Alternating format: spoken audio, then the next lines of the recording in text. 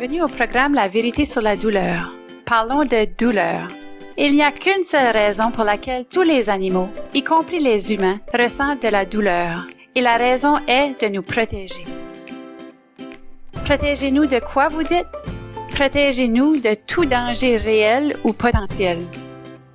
Par le danger réel, nous entendons que si vous vous brisez un os, déchirez un muscle, vous cognez le pouce avec un marteau, vous avez des calculs rénaux ou une crise cardiaque, vous ressentirez naturellement de la douleur.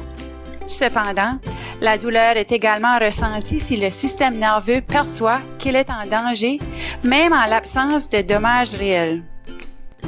Habituellement, à ce stade, les gens pensent que nous insinuons que leur douleur n'est pas réelle. Pouvez-vous, s'il vous plaît, demander à voix haute maintenant « Ma douleur est-elle réelle? » Allez-y, demandez « Ma douleur est-elle réelle? » Bien sûr, c'est réel. Il n'y a pas de douleur imaginaire. Si vous en faites l'expérience, c'est réel. Si vous avez mal à la tête, c'est réel. Si vous ressentez une tension musculaire, c'est réel. La douleur imaginaire n'existe pas. Toutes les douleurs sont réelles. Les gens nous demandent ensuite « Alors la douleur est-elle dans ma tête? » Oui, toutes les douleurs sont dans le cerveau tant que le cerveau perçoit qu'il est en danger. Allez-y, essayez cette expérience. Pliez votre index vers l'arrière jusqu'à ce que vous sentiez un étirement. Maintenant, pliez-le un peu plus et continuez jusqu'à ce que vous ressentiez réellement de la douleur. Aïe! Maintenant, lâchez le doigt. Permettez-moi de vous demander, avez-vous cassé un os? Non. Avez-vous déchiré un ligament ou un tendon? Non. Avez-vous réellement blessé quelque chose? Heureusement que non. Alors, pourquoi avez-vous ressenti de la douleur? Le cerveau dit « Imbécile, arrête de plier le doigt en arrière, sinon tu te blesseras à l'avenir. » Lorsque vous avez plié le doigt en arrière, votre système nerveux vous a fait ressentir de la douleur au doigt afin de vous faire arrêter, afin de ne pas vous blesser. Et devine quoi?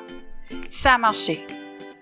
Cependant, si ce doigt avait été blessé avant même, plusieurs années auparavant, et votre système nerveux se souvenait de la blessure, cela rendrait votre doigt sensible et ne vous permettrait pas de le plier aussi loin.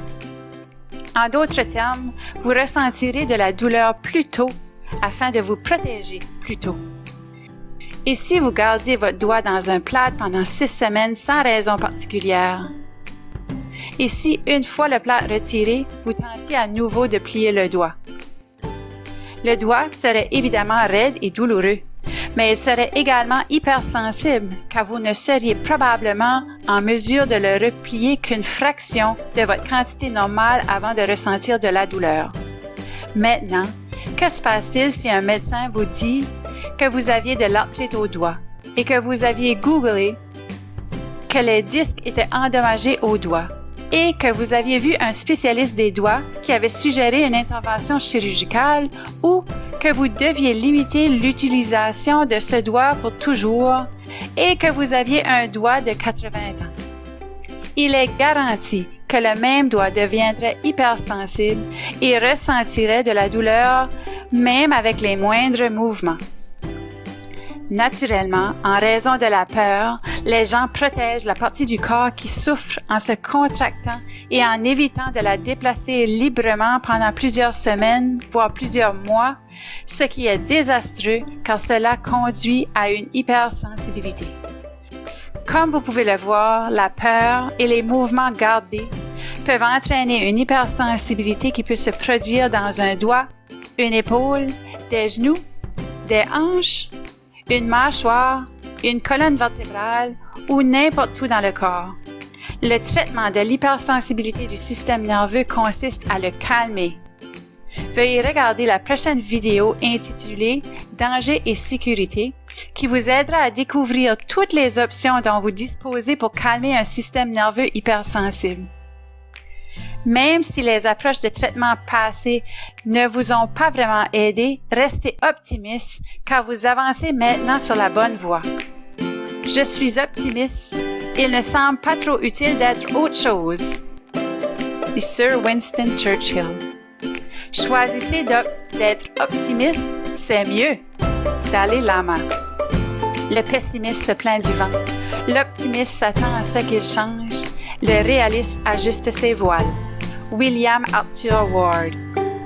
Le programme La vérité sur la douleur vous aidera à ajuster votre voile et à vous faire avancer, quelle que soit la direction du vent.